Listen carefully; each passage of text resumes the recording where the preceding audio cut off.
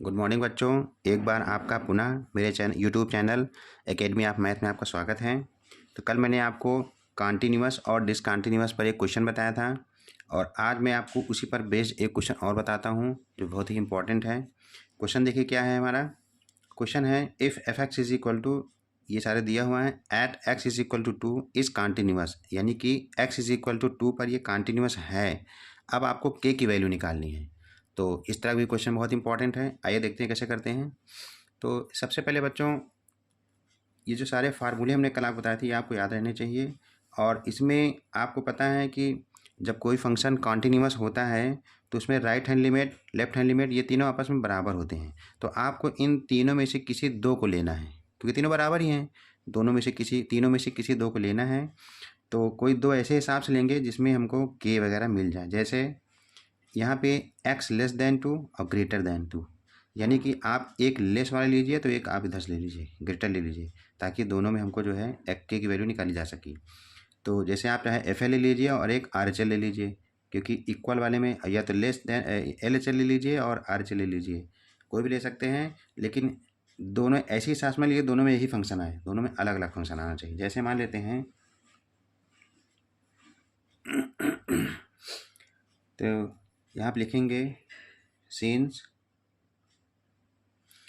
F x is continuous at x is equal to 2, then f x जो है continuous है x is equal to 2 पर, then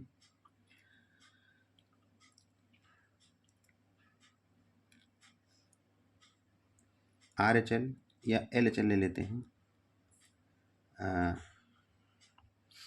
R H L is equal to F L, क्योंकि जब continuous होता है दोनों बराबर होती हैं, R H L F L दोनों बराबर होती हैं। तो चलिए देखते हैं कैसे करते हैं। तो पहले आप आर एच एल का फार्मूला लगाएंगे।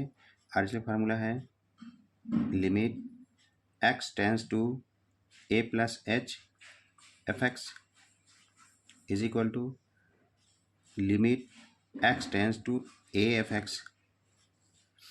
तो इस यहाँ पे फंक्शन हम कौन से लेंगे आर एच एल में? आर एच एल के लिए greater function x is greater than a, जिसमें ग्रेटर होगा, ये हो गया आपका 3, यानी कि यहाँ लिखेंगे लिमिट एक्स टेंस टू ए के स्थान पे हो जाएगा 2, ये 2 प्लस एच, और फंक्शन के स्थान पे हो जाएगा ये 3 is equal to limit x tends to 2, function के स्थान में क्या होगा? देखिए एफ एल है, फंक्शन लिमिट है, जिसमें एक्स इज इक्वल टू, देखो 2 लिखा ना इक्वल करके, तो फिर ये आपका फंक्शन ये हो जाएगा, ये हो जाएगा के एक्स स्क्वायर। अब क्या करेंगे, यहाँ पे कहीं अगर x होता तो x के स्थान में 2 प्लस एच रख देते, नहीं है कोई बात नहीं, तो आप इसको लिखेंगे लिमिट h टेंस टू 0, और ये आपका फंक्शन 3 ही रहेगा। अगर यहाँ कहीं x होता तो ये वाले रख देते, नहीं है कोई बात नहीं। उसके बाद यहाँ पे आइए, यहाँ पे x है तो x के स्थान पे डायरेक्ट 2 रख देंगे, तो लिखेंगे यहाँ पे लिमिट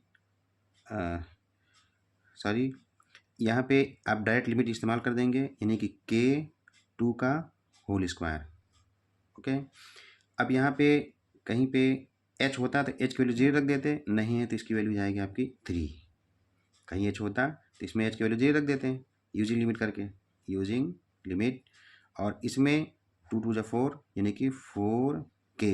तो अब आप देख रहे हो k की वैल्यू आपको मिलेगी 3/4। ये हो गया आपका आंसर, के की वैल्यू 3/4। बच्चों एक चीज़ मैं आपको और सिखाना चाहता हूँ। अगर किसी क्वेश्चन में आपको लिखा हो,